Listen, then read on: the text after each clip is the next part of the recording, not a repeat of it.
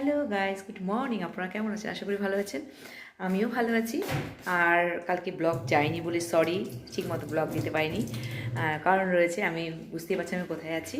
হ্যাঁ, এই জন্য যাইনি। এত মানে বাড়ি ঘর না থাকলে যা হয়, নোংরা হয়ে আছে। চুলে কালকে এত মাথা ধরেছিল, কালকে তেল দিয়েছি।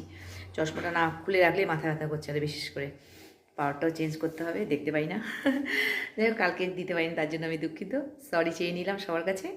আর হচ্ছে বিয়েবাড়ি রয়েছে, যেহেতু বিয়েতে এসেছি, অনেক এক্সাইটেড। বাড়িঘর পরিষ্কার করতে করতে কি বলবো, মানে যা হয়ে থাকে, যারা বাড়িতে থাকে না তারা বুঝতে পারবে যে কি এলে কীরকম নোংরা হয়ে থাকে।